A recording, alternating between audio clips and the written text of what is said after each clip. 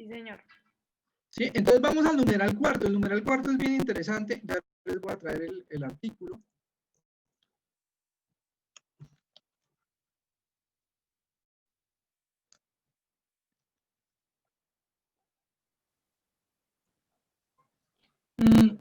Esperen, más bien, voy a tratar de hacerlo de otra manera. Ustedes me dicen cómo les parece mejor, porque a veces como que el computador se carga mucho con el tablero puede ser útil para ciertas cosas, pero voy a tratar de abrir un documento de Word.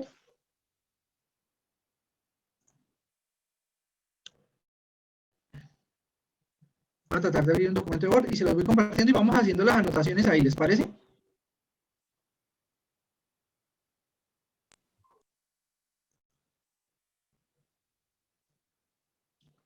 Entonces, voy a compartirles mi pantalla.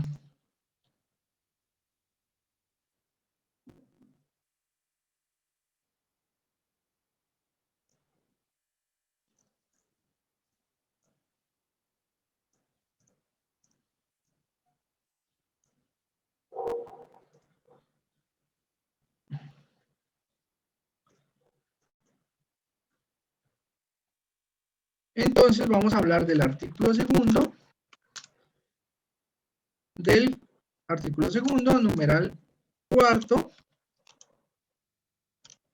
del Código Procesal del Trabajo y la Seguridad Social. ¿Cierto? Dice numeral modificado por el artículo 622, dice las controversias relativas a la prestación de servicios de la seguridad social que se susciten entre los afiliados, beneficiarios, usuarios y los empleadores y las entidades administradoras o prestadoras, salvo los de responsabilidad médica y los relacionados con contratos. Ya les voy a compartir mi pantalla. ¿Listo? Ya les estoy compartiendo mi pantalla. ¿Estamos? ¿Listo? Entonces, quizá la primera apreciación que tenemos que tener de eso es que se habla de la seguridad social. ¿Cierto? Y digamos que el concepto de seguridad social es muy amplio, ¿sí? Hace referencia a toda forma que tiene el Estado, ¿sí? De prever determinadas contingencias que pueden afectar la calidad de vida, la existencia o la calidad o la capacidad de generar un ingreso. En general, el concepto de seguridad social o de seguros sociales y luego seguridad social se edifica sobre la imposibilidad de generar un ingreso, sobre aquellos riesgos que afectan a las partes y que les implican no poder generar un ingreso en determinado momento. Sin embargo, la Corte Suprema de Justicia ha señalado que el concepto de seguridad social atañe al conjunto de normas establecidas por el legislador relativas a la Ley 100 de 1993. Entonces, nosotros aquí podemos colocar, ¿sí? Es que cuando la disposición se refiere a seguridad social, sí, se ha dicho por la Corte Suprema de Justicia, Sala de Casación Laboral, que nos referimos a el conjunto de normas que aplican con ocasión de la expedición de la Ley 100 de 1993. ¿Eso es claro? Sí. Ahora, eso nos lleva a otra pregunta, ¿sí? Entonces, ¿cuándo entró en vigencia la Ley 100 de 1993? La respuesta es bastante fácil, ¿sí? En el sector privado entró en vigencia, creo que Google entró en vigor, vamos a corregirlo como en el sector privado empezó a regir el 1 de abril de 1994. En el sector público se dio un plazo para que las entidades adaptaran su funcionamiento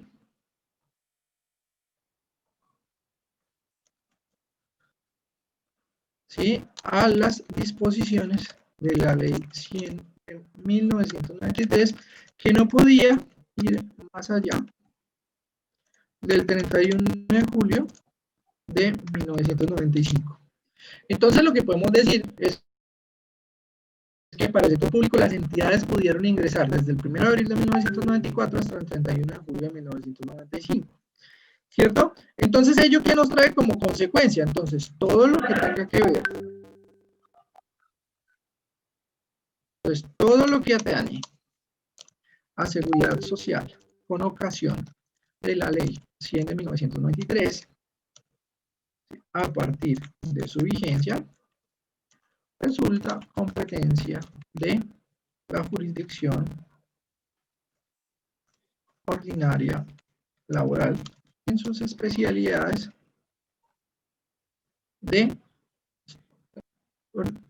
jurisdicción ordinaria en sus especialidades laboral y de seguridad social. ¿Estamos claros hasta ahí?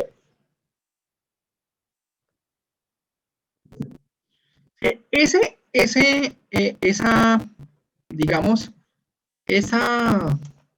idea de que todo lo que atañe a la seguridad social a partir de la vigencia es competencia de la jurisdicción ordinaria laboral y de la seguridad social plantea un segundo cuestionamiento. Y es, ¿qué sucede con los conflictos a seguridad de la seguridad social derivados de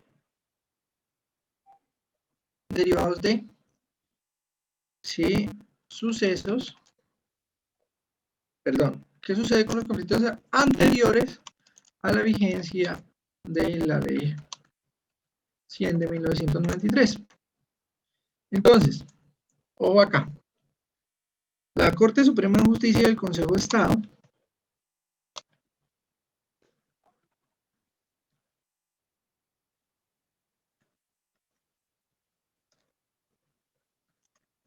Estado señalan que sí, el conflicto que debe analizarse,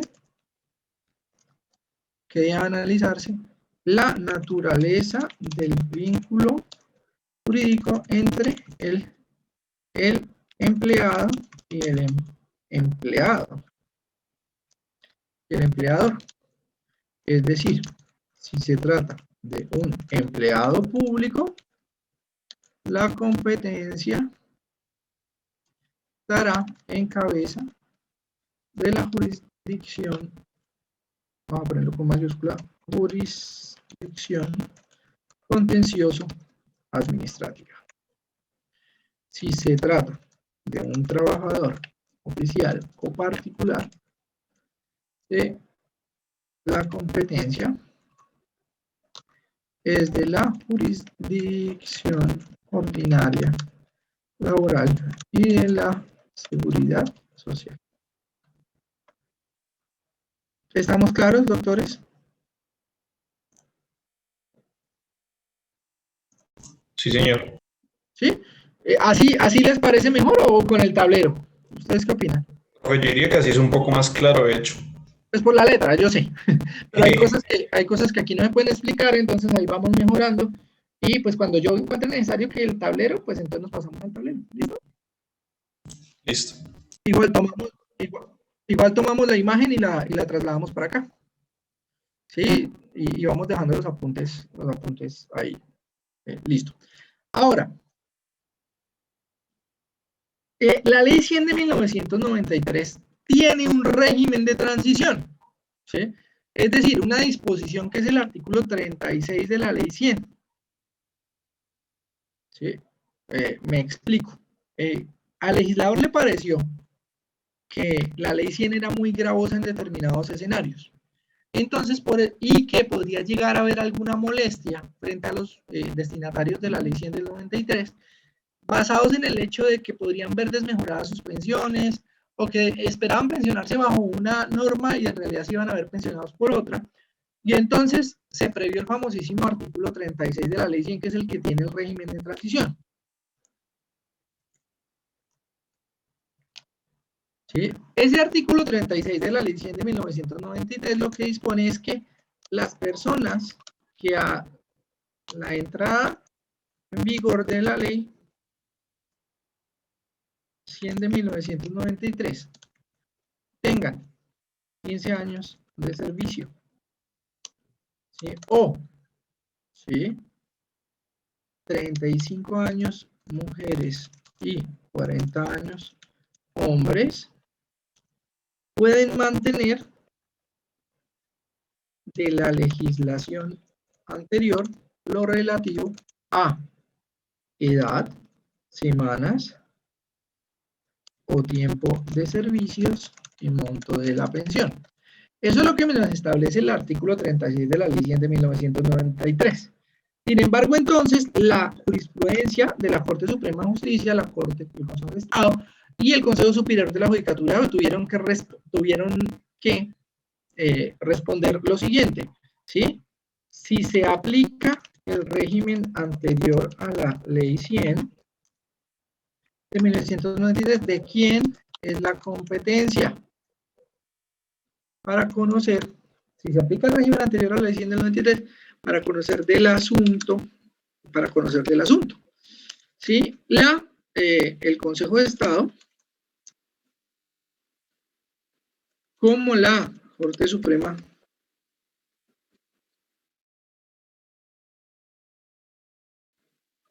coinciden, vamos a ponerlo bien, el Consejo de Estado y la Corte Suprema de Justicia, ¿sí? Argumentan que se analiza el vínculo empleador y trabajador, de tal manera que si se trata del régimen de transición pensional de un empleado público, conocerá la contencioso administrativa, y que si se trata de del régimen de transición pensional de un trabajador oficial o particular, conocerá la jurisdicción ordinaria. Debemos recordar que de conformidad con el acto legislativo 1 de 2005, el régimen de transición del artículo 36 de la Ley 100 de 1993 perdió todos sus efectos, ¿sí? Al 31 de diciembre de 2014. ¿Estamos claros?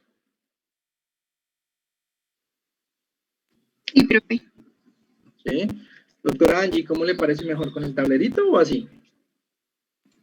Así, profe, me parece mejor. Bueno, entonces vamos a lo siguiente. Otra pregunta que se hizo la jurisprudencia frente a la vigencia del sistema de seguridad social y la competencia para conocer de las controversias que se suscitan con ocasión de esta. ¿Qué sucede con los, ¿sí? Con los regímenes exceptuados? ¿Qué sucede con los regímenes exceptuados? ¿Cómo así? ¿Hay regímenes exceptuados? Sí, el artículo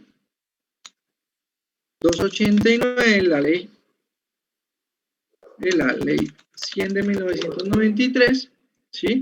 Dispuso que existían tres regímenes exceptuados de la regulación de la ley 100 de 1993. ¿Cuáles son? A. Ecopetrol. B. ¿Sí? Fuerzas militares y de policía y su personal civil. Y C. Magisterio. Es decir, nos referimos a los docentes del sector público. ¿Cierto? Entonces, en estos casos se aplica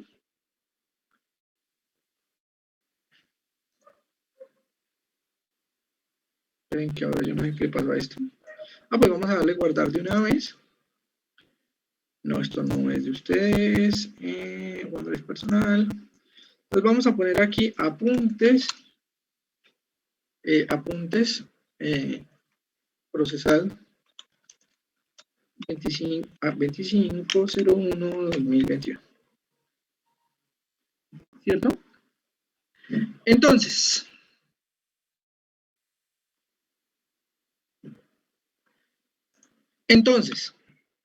la ¿cuál es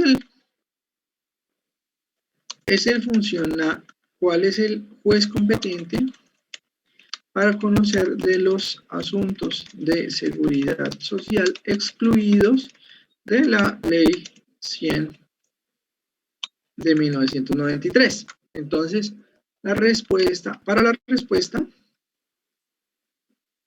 aplicamos el mismo criterio de los cuestionamientos anteriores. 2 puntos, se analiza la naturaleza del vínculo. En consecuencia, los docentes públicos y el personal de las fuerzas militares y de policía deberán solventar las controversias de seguridad social, ¿sí?, ante la jurisdicción contencioso-administrativa, ¿sí?, salvo los docentes públicos vinculados a partir de octubre de 2003, quienes entraron a formar parte de la Ley 100 de 1993, caso en el cual se gobierna por la jurisdicción ordinaria. ¿Estamos claros, doctores? En el caso de los trabajadores de Ecopetrol, estos son trabajadores oficiales, estos se gobiernan siempre por la jurisdicción la jurisdicción ordinaria, independientemente que se trate de los del régimen exceptuado, ¿sí?, anterior a octubre de 2003, o aquellos que se vincularon con posterioridad a quienes aplica la Ley 100 de 1993. O sea, ¿quiénes son los únicos frente a los cuales tenemos que hacer una diferencia? Los docentes públicos. Porque los docentes públicos vinculados antes de octubre de 2003, jurisdicción contencioso administrativa. Después de 2003, jurisdicción ordinaria laboral. Fuerzas militares, siempre en la jurisdicción contencioso administrativa, y Ecopetrol, siempre en la jurisdicción ordinaria. ¿Está claro? ¿Sí? Entonces creo que eso es bastante facilito, ¿sí?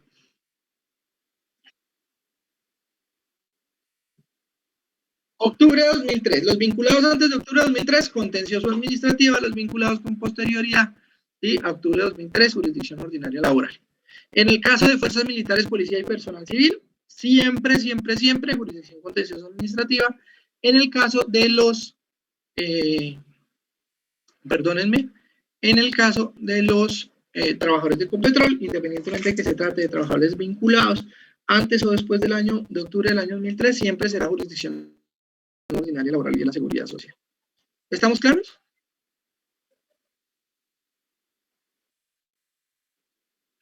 Ahora, la otra situación o la otra precisión que hay que hacer tiene que ver con esto último. Deme un segundo. Con esto último no. Con esta expresión que tiene, vamos a ponerle aquí B. ¿Sí? B. ¿Qué será B? Sí, B.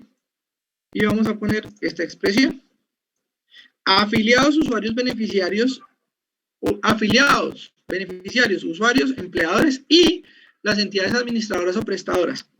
¿Sí? ¿Qué hay para decir frente a esa expresión que está contenida en el numeral cuarto?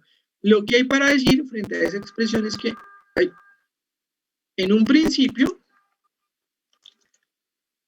se consideró que se trataba de un sistema adversarial.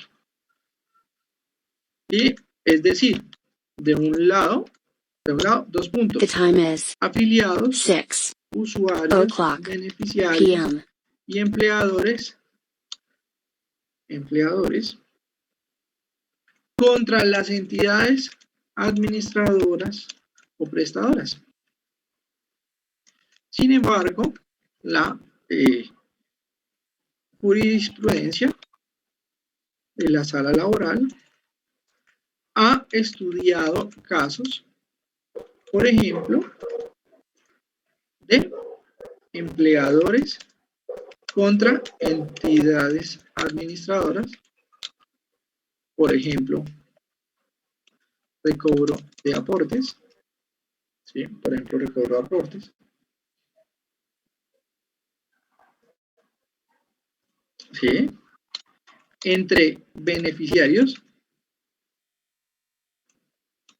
por ejemplo, cuando se trata de titulares de una pensión de sobrevivientes entre beneficiarias de una pensión de sobrevivientes.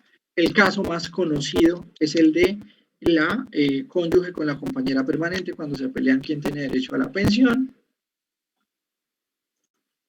¿Sí? Esos son casos. Entonces, demostrando que no se trata de dos, llamémoslo así, comillas, bandos, sino que, ¿sí?, se trata de conflictos entre los sujetos que ostenten tales calidades. ¿Estamos claros, doctores?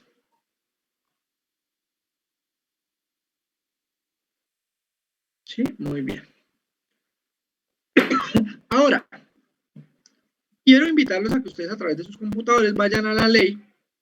Vamos a poner aquí, ojo, la ley 19, si no estoy mal, 1949, 2019. Deme un segundo, ya la busco.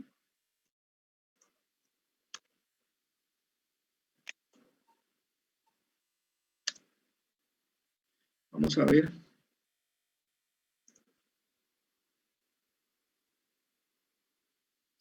Sí, modificó, digamos, determinadas competencias de la Superintendencia Nacional de Salud, en especial lo relativo a las competencias de lo que se conoce como juez de la salud. Comillas, juez de la salud. O también conocido, eso así se conoce doctrinalmente, ¿sí?, en la práctica. ¿Sí? En la práctica, ¿sí?, en la realidad se conoce como facultades jurisdiccionales de la Superintendencia Nacional de Salud. ¿Cierto? Y fijó las siguientes competencias. Entonces ya les voy a traer el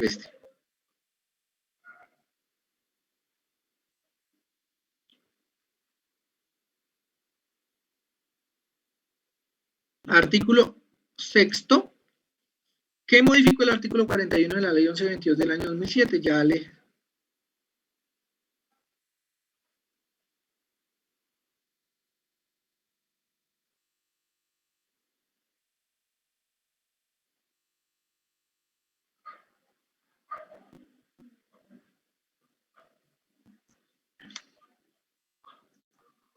les voy a...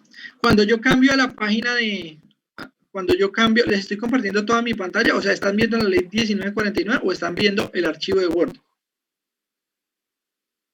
Ah, bueno, entonces ya les voy a copiar.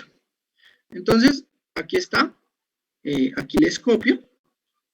Entonces, fíjense que desde la ley 1122 del año 2007 se les concedió a la Superintendencia Nacional de Salud determinadas facultades. ¿sí? Y entre ellas estaban, por ejemplo, A, cobertura de servicios o tecnologías de salud, procedimientos incluidos en el plan de beneficio, ¿sí? O sea, qué procedimientos se dan y no se dan en el plan de beneficios, reconocimiento económico de gastos en que haya ocurrido el afiliado cuando no fue atendido por la EPS o cuando haya sido expresamente autorizado por la EPS o, ¿sí?, la negativa o negligencia demostrada de la entidad administradora prestadora, conflictos de multiafiliación, conflictos relacionados con la libre elección de entidades aseguradoras, planes adicionales de salud, devoluciones glosas de facturas, etc. Entonces, cuando se trata de estos asuntos, ojo acá, ¿sí?, la competencia está en cabeza de la jurisdicción ordinaria, perdón, de la Superintendencia Nacional de Salud y no de la jurisdicción ordinaria laboral y de la seguridad social. Entonces, nuevamente, en estos casos, el juez laboral deberá declararse falto de competencia y remitir el expediente a la Superintendencia Nacional de Salud. ¿Estamos claros?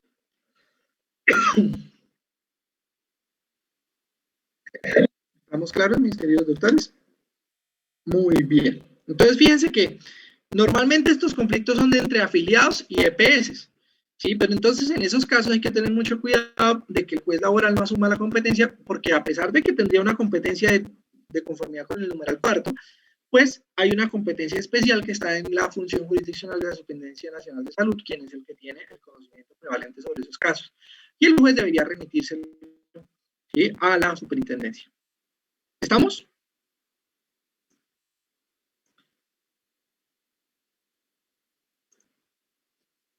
Ahora, vamos a mirar la parte relativa a, dice la norma, salvo los de responsabilidad médica y los relacionados con contratos.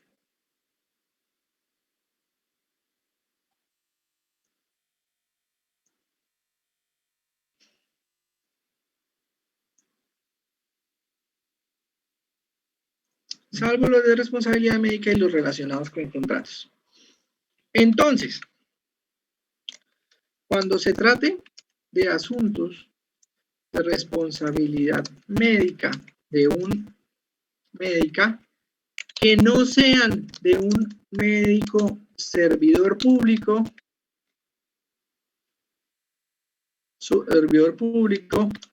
¿sí?, conoce la jurisdicción ordinaria laboral.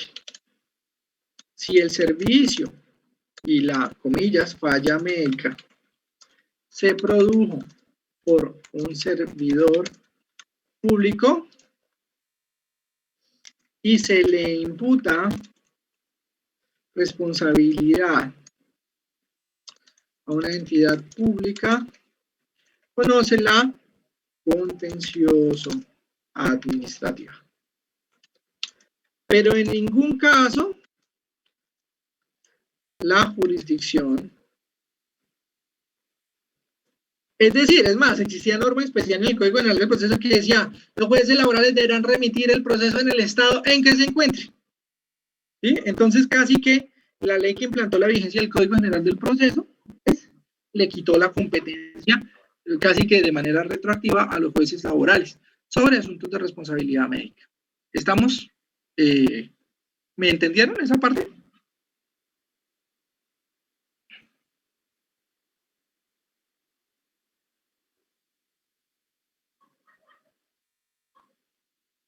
¿Estamos claros? ¿Sí? Bien. Ahora, ¿qué es lo relacionado con contratos? Entonces, las entidades administradoras y prestadoras del servicio de seguridad social en veces firman contratos para la celebración, para la prestación del servicio médico. Cuando se trata el cumplimiento de estos contratos o asuntos derivados de las obligaciones de este, ¿sí? La competencia es de la jurisdicción civil, de la especialidad, no de la jurisdicción, de la especialidad civil. ¿Está claro?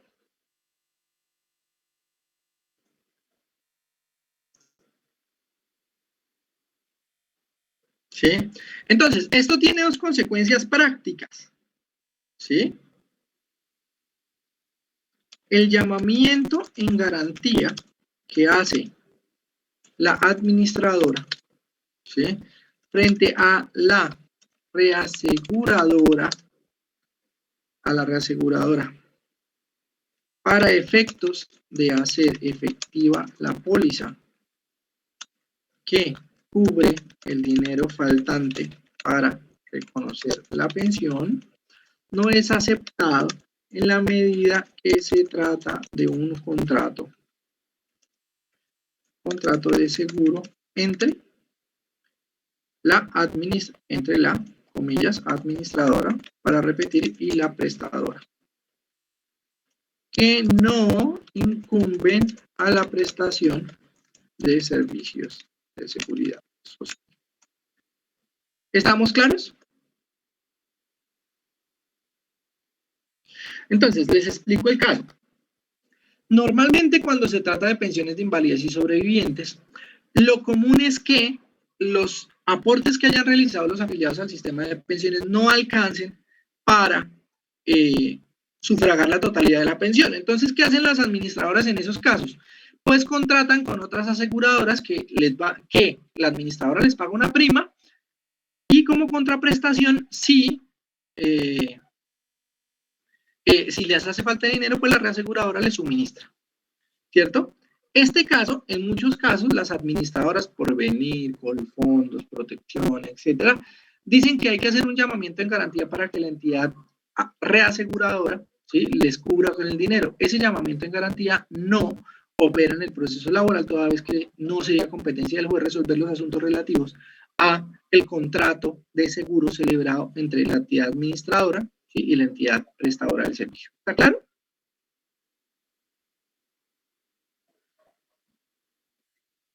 ¿Mm? Bueno. Listo. Con eso terminamos el numeral cuarto, que es el relativo al sistema de seguridad social, ¿sí?, integral. ¿Alguna pregunta hasta acá?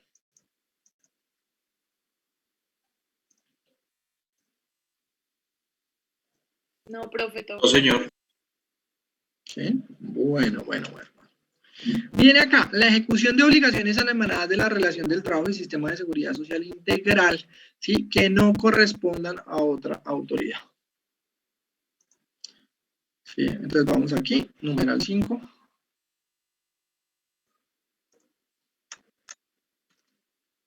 Pues artículo segundo, numeral 5 del Código Procesal del Trabajo y de la Seguridad Social. Entonces, control B. ¿Qué dice? La ejecución de obligaciones emanadas de la relación de trabajo, ¿sí?, y del sistema de seguridad social, ¿sí? Entonces, de lo primero que tenemos que hablar acá nuevamente es que estamos hablando de un proceso especial, ¿sí? En primer lugar, debe dejarse claro que estamos hablando de un proceso especial. Es el proceso ejecutivo laboral, que tiene respaldo en los artículos 100 a 112 del Código Procesal del Trabajo y la Seguridad Social. ¿Estamos claros? Entonces, existe una normativa especial. Discúlpenme que es que mismo tengo un poco de reflujo, no se vayan a pensar que es COVID ni le vayan a echar alcohol a la pantalla. ¿Sí? Entonces, existe una norma especial que prevalece sobre el Código General del Proceso. Existen normas especiales que prevalecen el Código General del Proceso. Ahora, sobre esto valga la aclaración, ustedes tuvieron que leer una sentencia la semana pasada. ¿Sí vieron la sentencia? Sí, señor. ¿Sí la leyeron? Esa sentencia es bien particular. Es particularísima por el momento en el que se produce. Hay dos situaciones que vamos a comentar en este momento sobre eso. Y es particularísima por la interpretación. ¿Sí? ¿Y en qué sentido? Es particularísima por el momento, haciendo alusión a uno de los grandes maestros del derecho laboral, que es el profesor Marcial Silva Romero. Porque el profesor Marcial Silva Romero, que en este momento, que en paz descanse, falleció este mismo mes, ¿sí? A causa de COVID-19. Para mí es uno de los más grandes maestros del derecho laboral. Participó en la comisión redactora de tanto de la ley de oralidad laboral, tanto como con la ley 1395, ¿sí? Y casi que estamos hablando de el padre de las últimas reformas del Código Procesal del Trabajo y la Seguridad Social, ¿sí? Y es especial porque el profesor Marcial Silva en una escuela bien particular donde señalaba una de las cosas que nosotros ya hemos aprendido al comienzo de esta asignatura. Y tiene que ver con lo siguiente, y es que el proceso laboral es totalmente distinto, tiene unos principios distintos al proceso civil. Por eso es que se habla de la especialidad de normas. Y por eso es que cuando el artículo 145 del Código Procesal del Trabajo y la Seguridad Social, ¿sí?, dice que, ¿sí?, hay una remisión normativa. Entonces les repito el artículo. Dice, a falta de disposiciones especiales en el procedimiento del trabajo, se aplicarán las normas análogas de este decreto y en su defecto las del Código Judicial, que a fecha de hoy debe entenderse, ¿sí?, Código General del Proceso. Digamos que el contenido material de la disposición del artículo 145 del Código Procesal del Trabajo y la Seguridad Social es, a falta de disposiciones especiales en el Código de Procedimiento del Trabajo, ¿sí?, se aplicarán las normas análogas del Código Procesal del Trabajo y la Seguridad Social, ¿sí?, y en su defecto las del Código General del Proceso. Así debe decir el artículo hoy en día. A falta de disposiciones especiales en este código, se aplican las análogas de este código y en su defecto las del Código General del Proceso. ¿Cierto? Yo no sé si ustedes percibieron que la ratio decidendi de la decisión de la sentencia que ustedes consultaron, ¿sí?, y que en la mayoría de los casos respondió debidamente, ¿sí?, es un párrafo.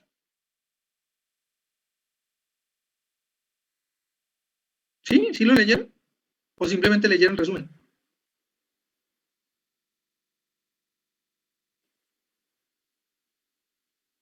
Básicamente, señor, es un párrafo, Magnum. Es un párrafo nada más. Y lo peculiar del asunto es que el párrafo tiene dos cosas. Dice, no hay ninguna razón para distinguir los procesos civiles de los procesos laborales. ¿Perdón? Dice, no hay ninguna razón para distinguir al proceso civil, al juez civil, del juez laboral y el proceso laboral. Sí, entonces espéreme tantico. O sea, hay muchas razones, las partes no son iguales, los principios no son iguales, el derecho civil es diferente al derecho laboral, ¿sí? Hay miles de razones para no decir eso,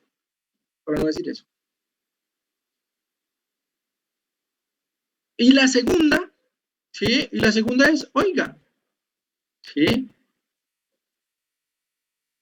cuando el código habla, cuando el artículo 145 habla de a falta de disposiciones especiales en la norma del Código Procesal de Trabajo, pues se está refiriendo al ejercicio del juez laboral, es decir, cuando el juez laboral no encuentre, ¿sí?, una disposición que se le adecue al caso en concreto, pues tendrá que hacer ese ejercicio primero de analogía y después de remitirse al Código General del Proceso. Pero lo que tenemos es que lo que se fijó fue una regla fijada por el juez constitucional, ¿sí?, donde dice que es que, mire, aquí dice seguridad social, donde dice que como el código nada dispuso, pues se aplica el Código General del Proceso. Pero espéreme tantico, ¿sí? La remisión normativa del Código General del Proceso es para efectos de que si el juez no encuentra alguna norma que le ayude a adelantar el proceso. Pero eso no quiere decir que todas las normas que hay en el Código General del Proceso, ¿sí?, que no estén en el Código Procesal de Trabajo y la Seguridad Social, aplican para el proceso laboral, ¿sí? Eso va en contra de todos los presupuestos y toda la escolástica que se ha dado en función de la autonomía del derecho laboral frente al derecho civil, ¿sí? Básicamente es como decir que pues el Código Procesal del Trabajo y la Seguridad Social es un apéndice, pero que en realidad el que está llamado a regular, ¿sí?, todas las situaciones procesales del Código General del Proceso, y eso es una total falacia, ¿sí? Lo cierto es que, a mi juicio, cuando el código se refiere a la revisión normativa, estamos hablando, perdónenme, ¿sí?, cuando el código se refiere a la revisión normativa, estamos hablando de que el juez al interior del proceso no encuentra una norma que le sirva, ¿sí?, para dar continuidad al proceso o para regular una situación jurídica. Pero eso no quiere decir que de buenas a primeras cualquier operador jurídico puede decir, bueno, entonces aplican todas las normas que no estén reguladas en el Código Procesal del Trabajo y la Seguridad Social, porque esa no es la dinámica.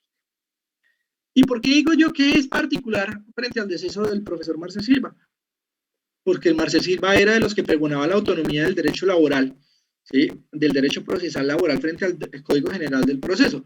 Y en ese entendido, pues me parece válido afirmar que la sentencia no respeta la inspiración y el espíritu del Código Procesal del Trabajo y la Seguridad Social. Bien. Ya diciendo eso, entonces haciendo esa prevención, pues miremos esto. Entonces hagamos el ejercicio debido. Verifiquemos qué hay en el código y si existiera la necesidad de acudir del Código Procesal del Trabajo y la Seguridad Social al Código General del Proceso en materia de procesos ejecutivos. ¿Sí? Entonces vamos a poner aquí artículo 100, artículo 101, artículo 102 y así.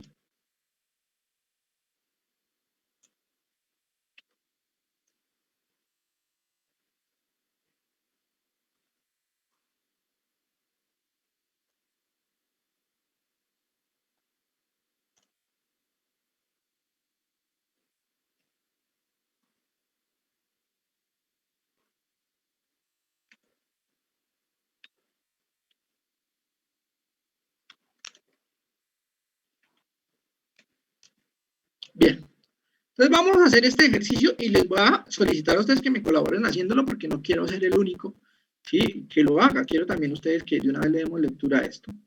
Y esto nos va a ahorrar mucho trabajo frente al proceso ejecutivo como tal.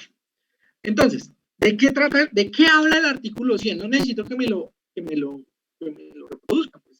Para reproducirlo, pues los pongo a leerlo. Pero quiero que me digan cuál es la temática del artículo 100.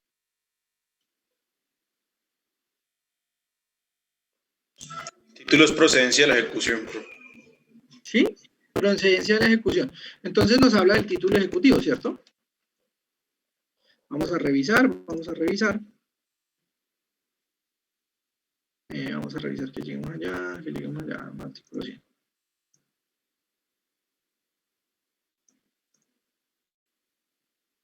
Entonces dice, será exigible ejecutivamente el cumplimiento de toda obligación originada en una relación de trabajo que conste en acto o documento que provenga del deudor o que su causante o que emane una decisión judicial o arbitral en firme. Cuando de fallos judiciales, entonces prácticamente nos dice que es título ejecutivo.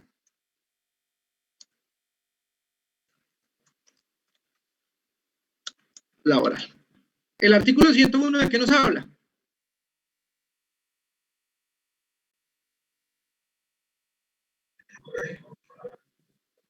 Solicitado el cumplimiento por el interesado y previa denuncia de bienes echado a juramento, el juez decretará inmediatamente el embargo y secuestro de los bienes inmuebles o el embargo de inmuebles del deudor que sean suficientes para asegurar el pago de lo debido de las costas de la ejecución. Entonces, fíjense que aquí nos habla de las medidas preventivas. Esto es un asunto puramente técnico. En el proceso laboral, así se denominan. Medidas preventivas. Aunque son las medidas ¿sí?, cautelares del Código General del Proceso. ¿Cierto? Entonces, para que a ustedes les quede claro, es un asunto puramente técnico. Cuando estamos hablando de medidas preventivas, estamos hablando de lo que en el Código General del Proceso se conoce como medidas cautelares. ¿Estamos? ¿Sí? Ahora, aquí hay que hacer, y miren esto, miren esta acotación. Si ustedes van al artículo 85, ¿sí?, esto debe entenderse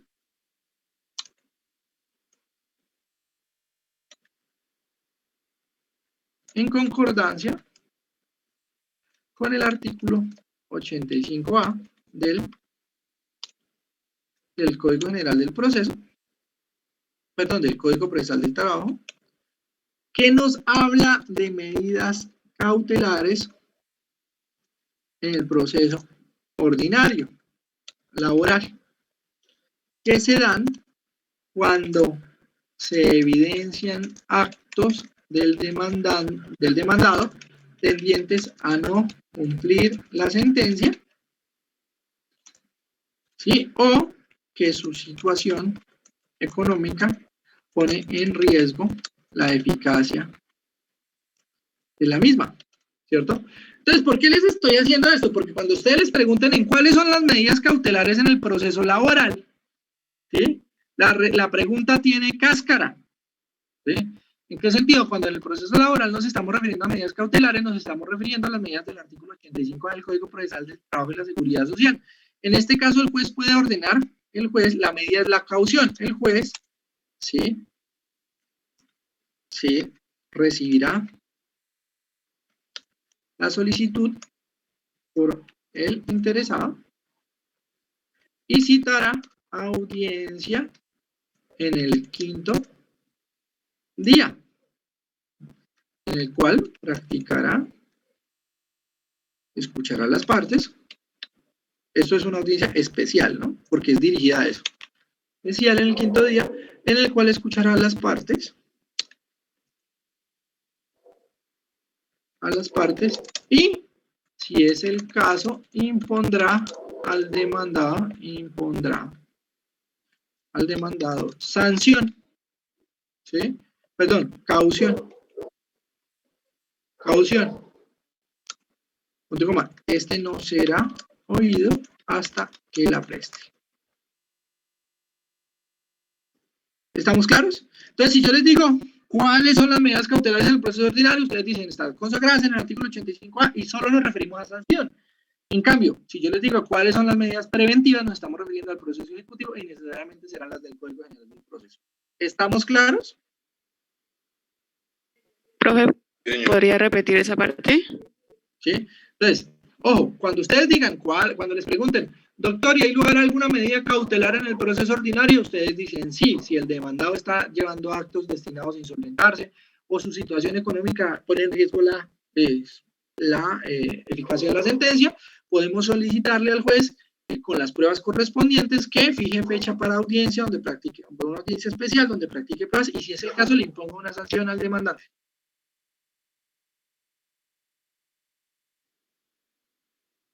¿Ese es el caso?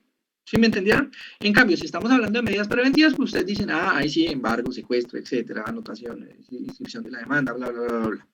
Pero en el proceso ordinario solo se admite una medida cautelar, que es la del 85A. En el proceso ejecutivo se llaman medidas preventivas y pues son todas las del Código General del Proceso. ¿Estamos claros? Sí, señor.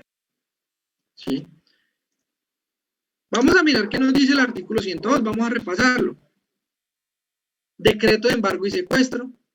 El artículo 103 habla del derecho de terceros durante la diligencia de entrega. El artículo 104 desembargo y levantamiento del secuestro. El artículo 115 carteles de aviso de remate. 106 bienes situados en distintos municipios para el remate. El artículo 108, ¿sí?, nos habla de la notificación y apelación. Las providencias que dicten en el curso del proceso se notificarán por estado, salvo la primera, que lo será personalmente el ejecutado, y solo serán apelables en el efecto devolutivo. O sea que, frente al proceso, ¿sí?, solo el artículo 108 dice, las providencias serán apelables. ¿Cierto?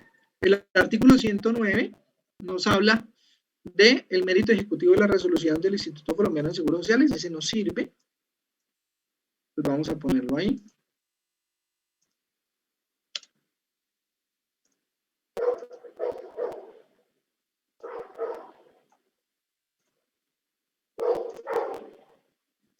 Vamos a mirar qué nos dice el artículo 110. Pues competente las ejecuciones promovidas por el Instituto de Seguros Sociales. Vamos a ponerlo ahí.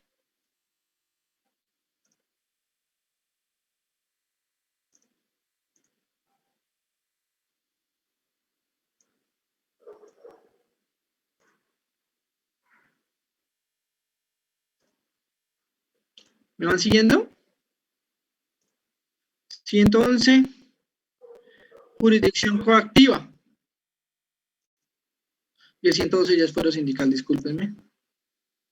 ¿Sí? Y jurisdicción coactiva.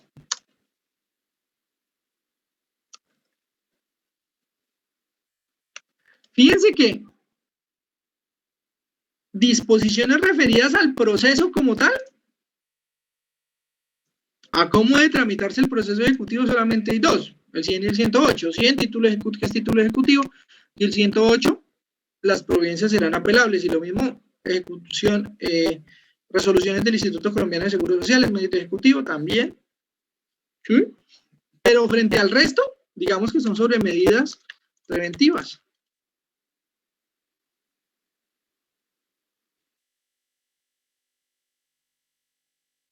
En un segundo.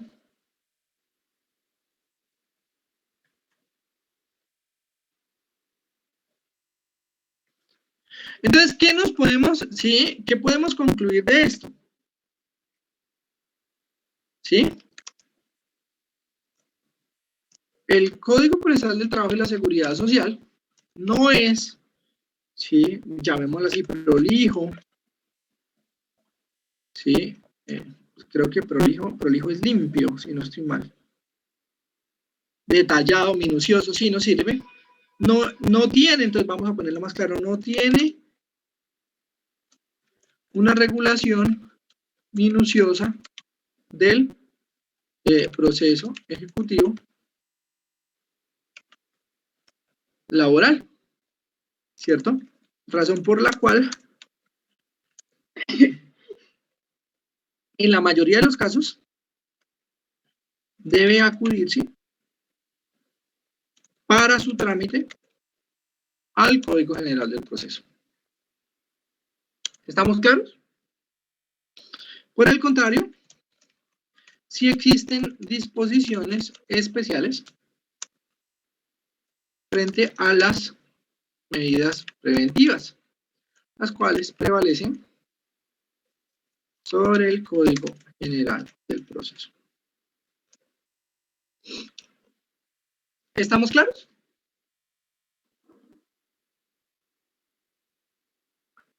¿Hay alguna pregunta hasta acá?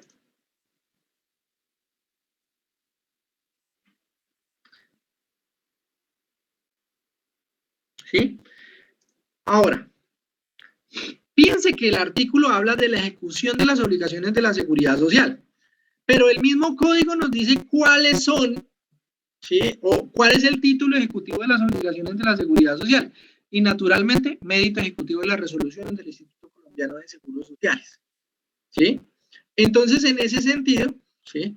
Entonces, solo las resoluciones del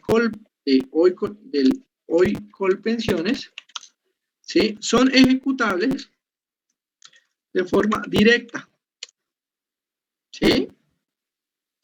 En el restante,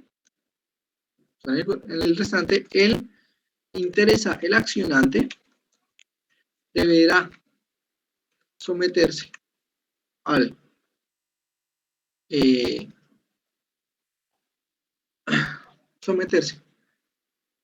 proceso ordinario y obtener una sentencia susceptible de ejecución. ¿Listo? Eso a partir de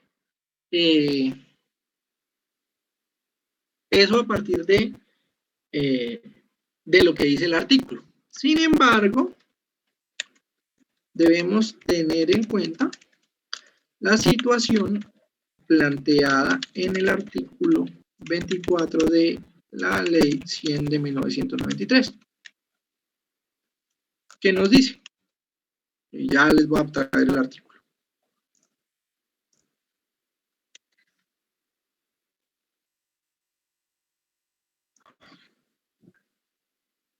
¿Cómo vamos? ¿Vamos bien ahí con el documentico? Señor. ¿Cómo? Sí, porque pues yo entiendo que, miren, artículo 24, yo ya lo encontré, ya se los voy a pegar para que ustedes me entiendan.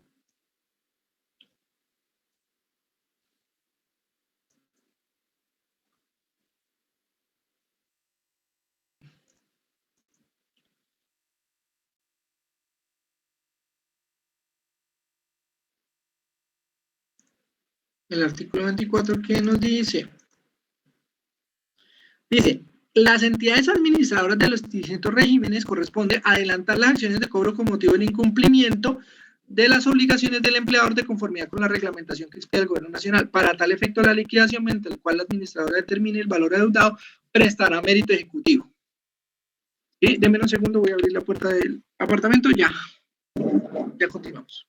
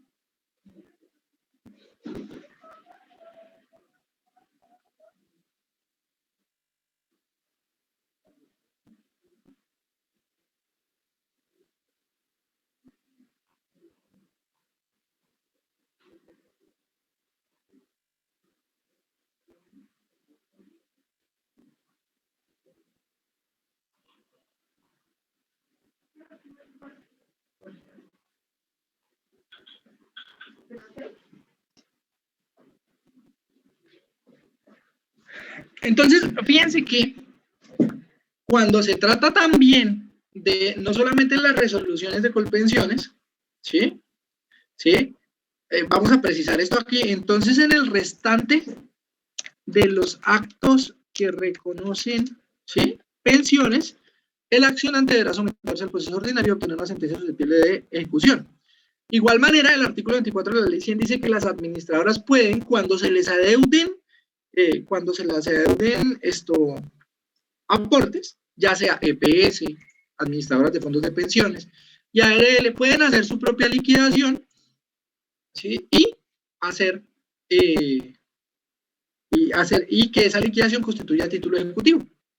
¿Eso es claro? Vamos a anotar aquí, para que la liquidación constituya título ejecutivo, la administradora debe realizar un requerimiento previo. Ojo, no me vayan a decir qué es esto, sino que lo vamos a... Sí. Vamos a poner aquí algo así como una constitución en mora. Simplemente es un requerimiento previo, no es que a partir de ahí, sí, no, un requerimiento previo, ¿cierto? Informando al deudor de el saldo, ¿sí?, a la fecha, el saldo a la fecha, y otorgando un término para pagar o manifestarse.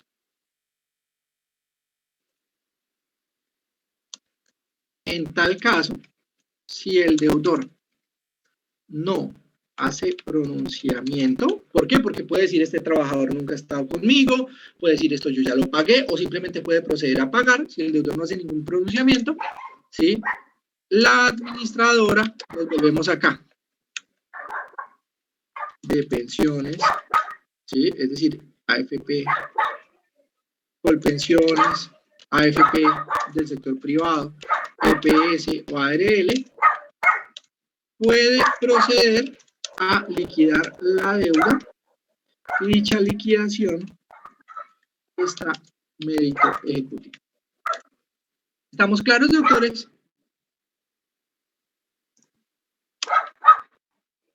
Entonces, si yo les pregunto a ustedes, ¿qué títulos ejecutivos de la Seguridad Social ustedes encontrarían de manera directa? Es decir, que no sean una sentencia. Entonces, ustedes dicen, las resoluciones de Colpensiones, ¿sí? Las liquidaciones que hacen las entidades administradoras, incluso las EPS y las ARLs, cuando se les adeudan aportes previo requerimiento, ¿sí? De lo contrario, pues las partes tendrían que hacer ¿qué? De lo contrario, pues para poder ejecutar otra obligación de la Seguridad Social, pues tendríamos que someternos a una sentencia, ¿sí? Y a partir de la sentencia sí proceder con la ejecución. ¿Estamos claros? Señor.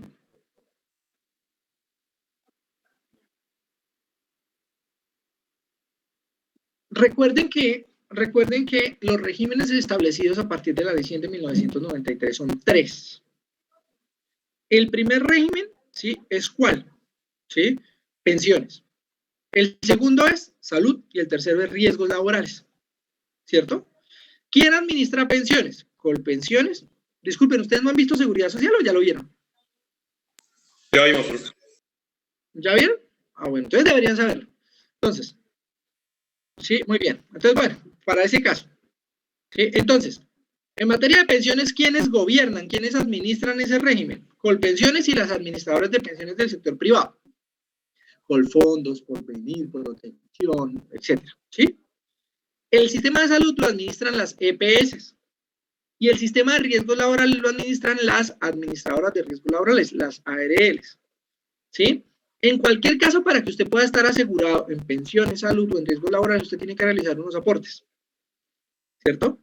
Si usted no lo realiza, ya sea porque usted es un independiente que debe realizarlos por propia cuenta o no lo realiza su empleador, la entidad administradora correspondiente, entiéndase, Colpensiones, administradora de fondos de pensiones del sector privado, EPS o ARL, le va a hacer un requerimiento previo y le va a decir, vea, mire, usted nos debe tanto, le damos tanto tiempo, creo que son 15 días, para que usted ¿sí? Se pronuncie sobre esto que le estamos diciendo que usted no es deuda. De lo contrario, yo procederé a liquidar, ¿sí? Y eso me sirve, me presta mérito ejecutivo. ¿Sí? Si la parte no se pronuncia o hace caso omiso del requerimiento, pues la administradora procede a liquidar la deuda y con esa liquidación solicita ese libre mandamiento ejecutivo y se toman las medidas correspondientes. ¿Está claro? Ahora sí llama. ¿Sí? Muy bien. Entonces eso frente a determinadas cosas que prestan mérito ejecutivo, las resoluciones del Seguro Social, las liquidaciones de las entidades administradoras, las sentencias, etcétera, o cualquier, y nos queda un pedacito, ¿sí? Es importante, vamos a poner acá, otra cosa, existe un debate en sí que radica, bueno, se concreta hacia el proceso laboral admite los títulos ejecutivos complejos o si simplemente se trata de los títulos admite para proceso ejecutivo un título simple. Estas definiciones son bastante fáciles. Títulos complejos, ¿sí? Quiere decir varios documentos. Y títulos simples, un solo documento. ¿Y por qué les quiero mencionar y por qué les quiero poner de presente este tipo de situaciones? Mis queridos ubérrimos y pluscuamperfectos doctores, permítanme hacer una tablita acá. Y vamos a poner aquí. Título ejecutivo.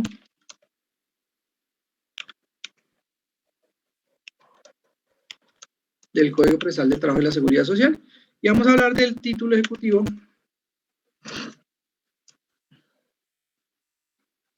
del Código General del Proceso. Entonces, recordemos, título ejecutivo del Código Procesal del Trabajo y la Seguridad Social está en el artículo 100. Vamos a mirar.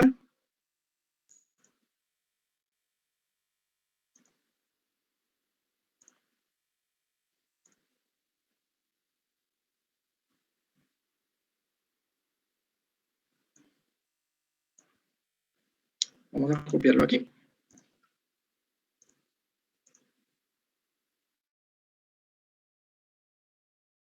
Eso que es el artículo 422.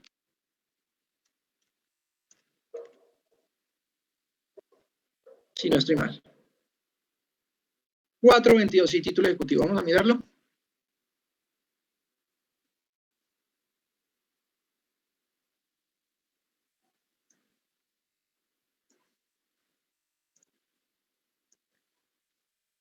Ahí. Entonces, en materia laboral, cuando estamos refiriéndonos, por ejemplo, a fallos judiciales, laudos arbitrales que desprendan obligaciones distintas de entregar sumas de dinero, ¿sí? Entonces, digamos que ahí no hay problema, ¿cierto? Porque pues ahí está la sentencia que dice qué es lo que es, o ahí está el laudo que dice qué es lo que es, ¿cierto? El problema que evidencia el derecho procesal laboral, ¿sí? Perdón. El problema que evidencia, entonces vamos a ponerlo aquí, no hay problema. No hay problema porque normalmente los laudos y los fallos judiciales son un solo documento. Pues está la sentencia o el laudo. ¿Eso es claro? ¿Eso es claro, queridos doctores? ¿Sí? Entonces, ¿sí? Fíjense que aquí más o menos dice lo mismo. Pueden demandarse ejecutivamente las obligaciones expresas que consten en documentos que provengan del deudor o de su causante y constituyan plena prueba contra él o las que emanen de una sentencia de condena proferida por juez o tribunal de cualquier jurisdicción o de otra providencia judicial o de las providencias que en procesos de policía prueben la liquidación de cosas, señalados en horarios auxiliares de la justicia y los demás documentos que señalen la ley. ¿Sí? La confesión hecha en el curso de un proceso no constituye título ejecutivo, pero sí la que consta en el interrogatorio previsto en el artículo tal. Entonces vamos acá. Fíjense que aquí también nos habla de providencias. Recuerden que un laudo es una providencia dictada por un árbitro, ¿cierto? Entonces, vamos a hacer la anotación acá. Las providencias normalmente son un solo documento. Entonces, digamos que si yo estoy ejecutando una sentencia o un laudo, ¿cierto? Pues no tengo problema, ya tengo el documento de la sentencia y no hay ningún problema. Pero fíjense que el Código General del Proceso nos habla de esto y esto lo voy a poner en rojo. Documentos. ¿Cierto? Vamos a ponerlo aquí. Vamos a poner documentos. Mientras que el Código Procesal del Trabajo nos habla de ¿qué? Acto o documento. ¿Cierto? Entonces, fíjense que el Código General del Proceso, vamos a ponerlo aquí, ¿sí? Admite claramente, ¿sí?, dos o más documentos que contengan, ¿sí?, una obligación clara, expresa y exigible. ¿Me están entendiendo? En cambio, el Código Procesal del Trabajo no está claro, ¿sí? No está claro si admite que el título ejecutivo se conforme de dos o más documentos. ¿Está claro? ¿Me entienden el debate? Sí, profe. ¿Sí? Y entonces ustedes dicen, bueno, sí, ahí está documentos, ¿sí? Pero ¿cuáles son las incidencias prácticas de un debate como estos? ¿Sí? ¿Cuál es la incidencia práctica de una cuestión como estas? Fíjense, si yo celebro con base en el derecho civil, ¿sí?, un contrato de compraventa de bien inmueble, y yo ya hice el traspaso y no me han pagado la plata, celebré el contrato, escritura pública, todo, sí, celebré el contrato y no me han pagado el dinero. La ley general, el Código General del Proceso me habilita a mí para hacer dos cosas. Uno, pedir que me cumplan, es decir, señor juez, solicite al demandado que cumpla, o de lo contrario, ¿sí?, dé por terminado el proceso con indemnización de perjuicios, dé por terminado el contrato, o sea, rescinda el contrato, eso se llama condición resolutoria tácita, ¿sí? Y pues, como ya les decía, o me cumplen, me pagan mi plata, o yo le solicito al juez que dé por terminado el contrato y me indemnice. ¿Qué pruebas yo puedo solicitar? ¿Qué pruebas yo tendría que solicitar en ese proceso ejecutivo para rescindir, en ese proceso, perdón, porque no tengo claro si es un proceso ejecutivo, ¿sí? ¿Qué pruebas tendría yo que allegar para que el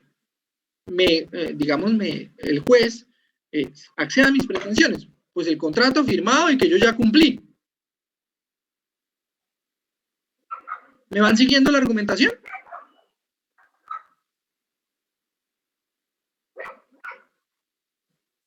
Entonces, ojo, estamos en el derecho civil. Yo celebré un contrato de compraventa sobre un bien inmueble.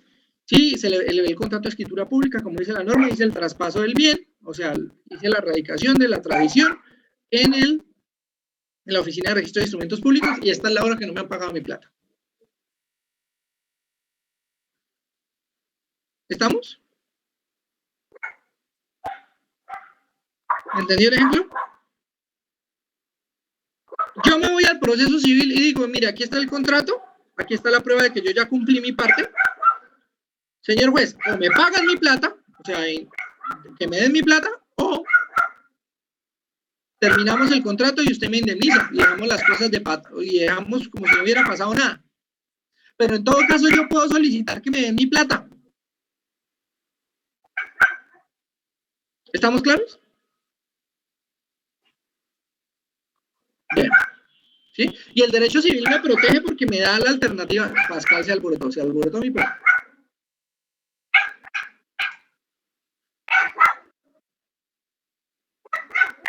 ¿Sí? Y el derecho civil me protege. Ahora, yo podría, doctores, fíjense esto, yo tengo el contrato de trabajo firmado, ¿sí? Por ambas partes, no existe ningún problema, y tengo una certificación de la parte demandada, ¿sí? Donde dice, el señor trabajó de tal fecha a tal fecha, con un salario de tanto.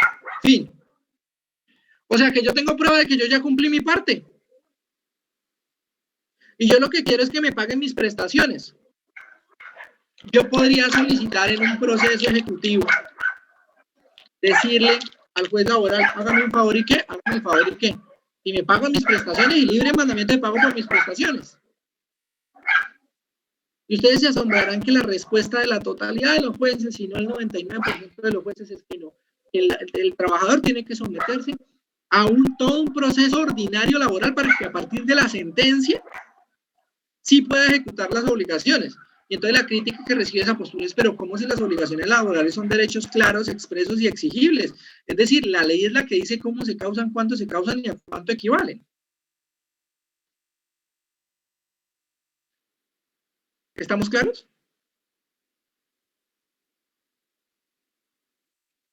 Entonces fíjense que mientras que en el derecho civil al que compra la casa o al que hace el traspaso y no le pagan la plata, lo protegen y le dicen, usted puede solicitar que le paguen la plata o echar para atrás el contrato.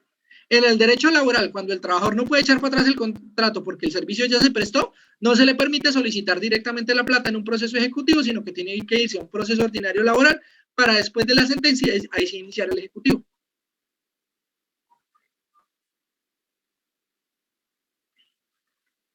¿Estamos claros?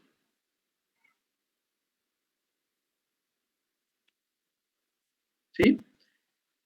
Ahora, si ustedes van y miran el numeral 6 del artículo segundo, es decir, sí, esto es paradójico, ¿no? Si ustedes van y miran el numeral 6 del artículo segundo que habla de el reconocimiento y pago de honorarios como competencia de los procesos ordinarios, como competencia de la jurisdicción ordinaria laboral, ustedes se van a encontrar en la práctica con que los abogados civilistas sí solicitan que se les aplique la tesis del título complejo. ¿Sí? Es decir, que se admitan varios documentos.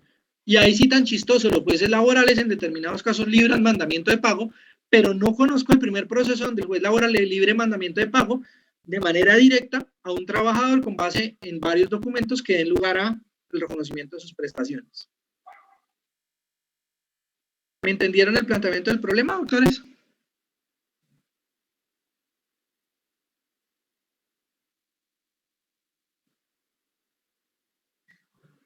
Ahora, el asunto no está solucionado. El asunto no está solucionado. ¿Sí? El asunto, pues simplemente está para el devenir de la jurisprudencia y para las nuevas generaciones.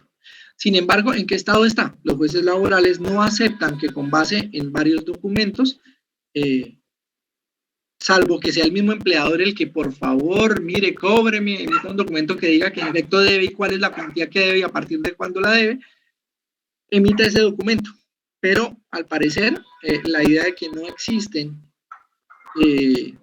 la idea de que no se admite la tesis del título complejo, evita que en la jurisdicción laboral se libren títulos ejecutivos a partir del contrato de trabajo y documentos como las certificaciones. Por el contrario, el Código General del Proceso, al parecer, sí lo permite. ¿Estamos claros, mis queridos doctores?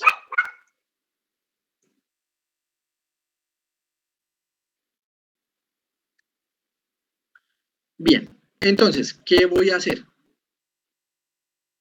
Yo simplemente le voy a compartir el link a una persona, Magnum, que es la persona que veo que está ahí.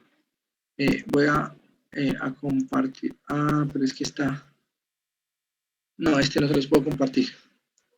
Déjenme, ya les guardo una copia.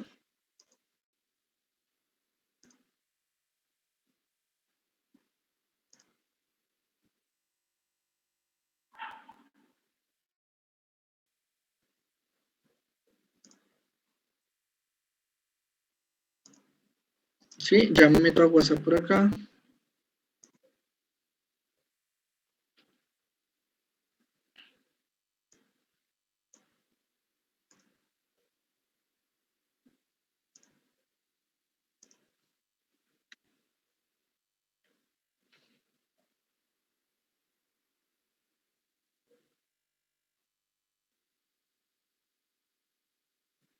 Para mandarles, para compartirles el archivo de una vez.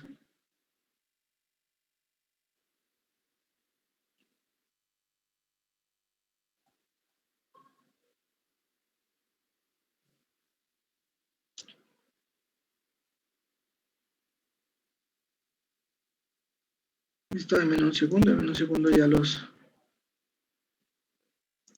Ustedes son el curso de Derecho Laboral Procesal B3. Sí, profe. Sí, señor. Sí, denme un segundo.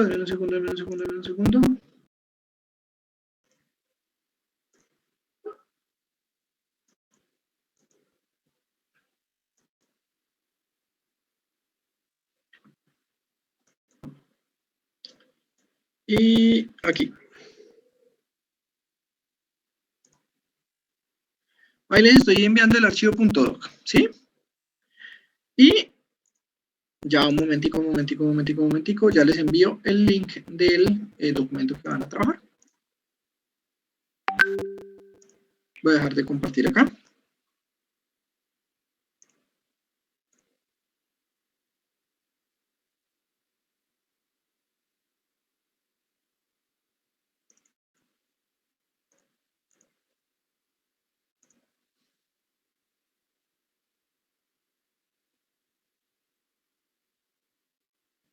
Ah, creo que ya se los había enviado, ¿no? Ya se los había enviado a comienzo de clase. El link al chat del... Sí, profe, lo había enviado para el chat de la reunión. Ah, bueno, entonces ya estamos bien. Entonces ya les pasé también al WhatsApp. Ya quedó los apuntes de hoy.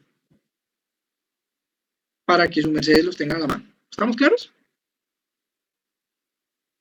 Listo, profe, sí, señor. Entonces quedamos así. Nos vemos la próxima semana. Cuídense mucho.